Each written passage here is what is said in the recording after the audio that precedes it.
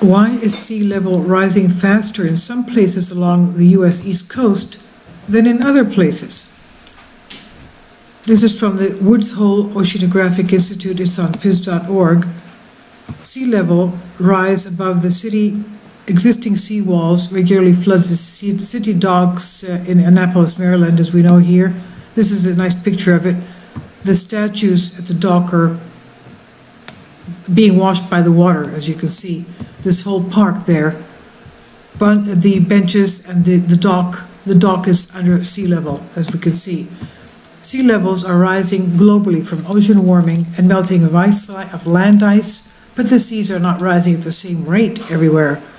Sea levels have risen significantly faster in some U.S. East Coast regions compared to others.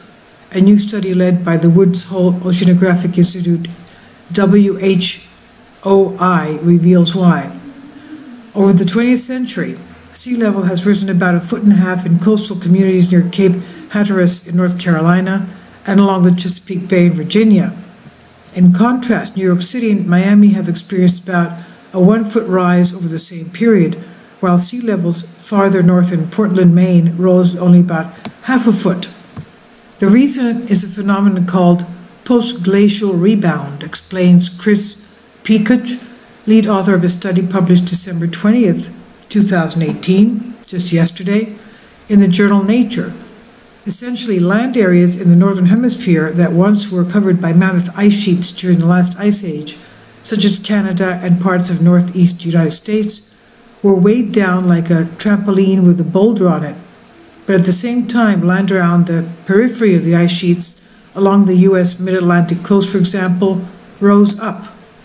As the ice sheets melted from their peak at the last glacial maximum 26,500 years ago, the weighted down areas gradually rebounded, while the peripheral land started sinking, creating sort of a seesaw effect.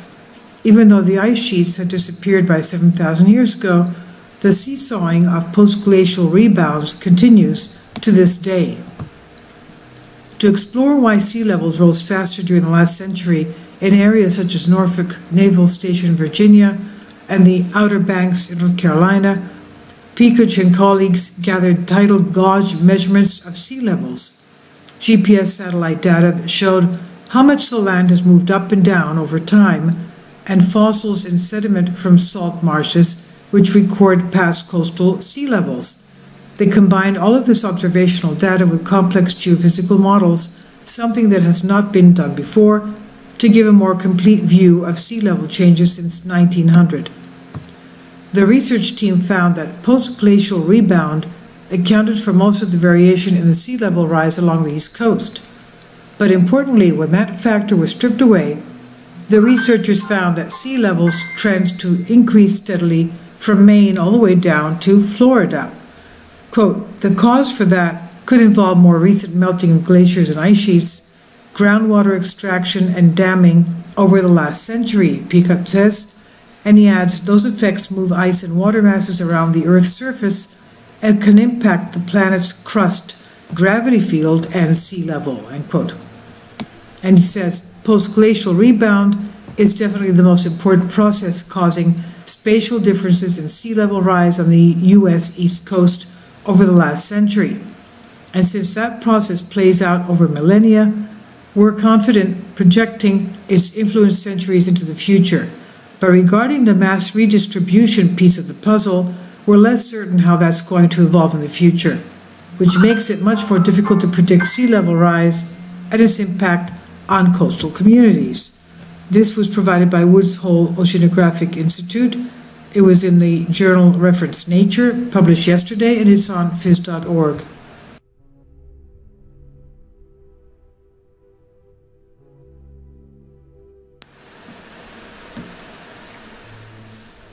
If you'd like to join me on my Patreon account, you will hear content not covered by mainstream media. These riveting stories will be based on my research, and I will state my opinions and give my personal insight on diverse and controversial subjects and world events not covered by mainstream media, and not supported by YouTube guidelines. So whatever I have on my Patreon most of those will not be on my YouTube channel. Please consider becoming a member today. More of the most significant and important videos will be on my Patreon channel. Your support helps me to continue my research and keeps this YouTube channel alive. And we depend on your support, your generous charity, because we help economically challenged families here in Athens, Greece, in Kapota, and we also help the young generation with university tuition and the community around our church. Thank you.